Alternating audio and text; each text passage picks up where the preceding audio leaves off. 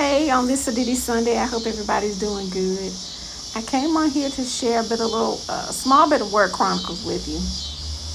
My last videos that I posted were talking about some issues that I was having with how my cases were being managed. So I set up a meeting with our department head it'll be 2 weeks. It was a week ago last Friday. So I expressed my concerns to her, presented my supporting evidence about my concerns. And at this point, I'm probably not going to say anything to her because she's aware of what my issues are. And I explained to her that I had told my issues with my team lead and then her boss, and then I'm going to her boss. Not to get them in trouble, but just to show that the person that I'm having issues with, it's not that they don't know, it's just that they don't care, they don't have respect or regard for being appropriate in the workplace. So anyways, I had told my supervisor prior to that I was going to go to her, and she gave me this look of angst, and somewhere she was like, if you get me in trouble, I'm just going to put in my resignation. I would try to get in trouble at all, and I did get in trouble. Because the matter wasn't solely with her. It was just the fact that I'm somewhere going through the chain of command. After this department head conversation, if things persist and keep on, I'm going, I've already consulted, how can I say this? I had a legal consult about some of the things that were going on that I thought were unethical. But in closing, before I close, some of the things that she asked me, well, what were my goals for working in the department? And I said, if things continue, I was like, I can't be here. I said, I can't work like this. It just is annoying and unnecessary work stress. So one of the other factors that I told her, I said, now if things change, I was like, I've always wanted opportunities to grow, but I haven't been allowed. And I said, I applied for 3 different positions here.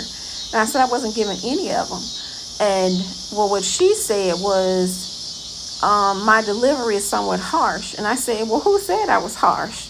She wouldn't respond. So as far as I'm concerned, whoever said I'm harsh probably gave me a harsh response. And that's what I told her. I said, I have a tendency to mirror people's attitudes towards me. Meaning, if you think you're in a position above me and you talk to me any type of way, I'm going to give it right back to you. You're not going to bully me at no job. And you don't own the job, get out of my face. But the other thing was, she never said who, so like, why bring it up? And she was like, by no means, she kept reiterating, by no means am I telling you to change who you are. And I said, by no means will I. I'm like, I'm an adult, I'm well into my 40s, I'm close to 50, I'll be 48 next month. I'm not changing just because somebody didn't like my delivery. It's a lot of deliveries I don't like, but they go unaddressed. So her point of saying that was because of my harsh delivery, and I'm trying to figure out who, because I really have never had a confrontation with anybody, but that I'm aware of that was one, and she remembered it too. And it's one of the people that I actually had a problem with that I originally went to her with. She recalled the incident. But aside from that, she was like, by no means am I telling you, not to be who you are. And I was like, I'm not going to not be who I am. And she pointed out, well, we need people like you who sit and say things and others won't say. Yeah, because a lot of people are in fear. Like some of the people that I work with were in fear of going to her because they don't want backlash from the person that's not doing the good management. And secondly, my thing is, if you don't address something early on, it's going to get worse over time. And I'm trying to get in a position where it can be resolved before things have to get really bad. And her example was, she was like, well, I go to these district regional meetings for this agency, and there are people who are like you, and they get the thing done. She was like, I kind of sit back. She's like, I have to be pushed in the corner. You ain't pushing me in no corner. You're not going to push me in the corner. I'm going to kick your ass in the face. Because that's the thing. If you got me in a corner, you've done this and done this, and we're not doing it. And I expressed to her that I couldn't go to this person because of the attitude that this person has. I don't have time for high school shit. That just, I didn't say that to her, but that's what this person. I don't have time for that. So, anyways, we had the conversation about that, and one of the other things that I talked about was at my job they allow people to telework. I don't work from home at all. I don't want to bring this home. I used to before was this, but it's become so add to the pile. Like every week they're trying changing something, which is one of the reasons people are not staying. And that's one of the reasons. There are many others, but so one of my issues also was I have to write reports, which is really not a part of our job. We're supposed to look at the case, review what we need to review, and send it on as a let somebody have benefits, not let them have benefits. Well, my caseload has always been good. I've never had a problem, even when my caseload was high. There are people who still have high caseloads that aren't managing their caseload very well, and a lot of those people have been there twice as long as I've been. And she said, well, I don't tell them to do it, it's just the option, and I get that, but they have to do reports on the cases that are very old.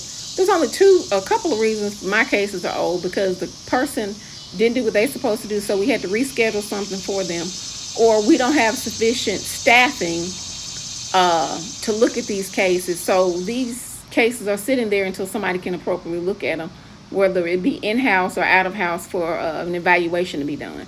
That's out of my control. So I'm not over hiring people to get them to come to my job to help me work. That's out of my control.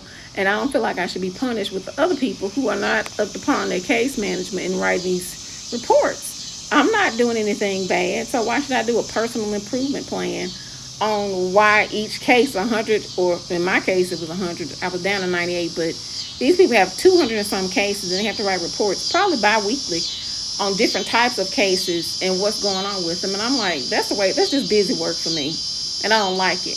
I literally got an email from my operations manager saying, well, just because your caseload is good, that means you don't have to do reports. Says who? Why should I do a report? I mean, I don't get a reward any other way. I haven't gotten a raise. And some people have in my job, but that's another story. So anyways, before I did get out of her office, one of the other things that she said that was quite entertaining to me was, now don't put me on one of those TikToks. I don't see her on my platform following, so she might have been looking from an unknown account, or somebody showed her from their account. But I don't have many people in my job knowingly following me on my TikToks.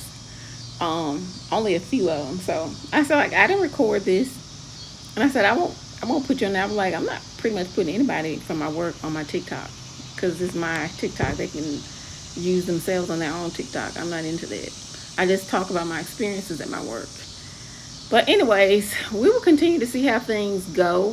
They haven't really changed much, so I'll keep you posted on that. And also, before I go, and back to kind of segueing off of when I said I'd apply for these other positions, it really was after I made an interview in 2020 about going back to work during COVID, which they didn't like. But it was the truth. What I said was truthful. So you can't really fire somebody for telling the truth. It would have been a form of retaliation. So in my opinion, I've kind of been blacklisted for saying it was nothing bad or rude, but they just didn't want me to say it. But I feel like I can say whatever I want to say. I'm not a contracted employee. I'm an at-will employee, as many of the employees are. None of us have a contract here in Mississippi unless you're a contracted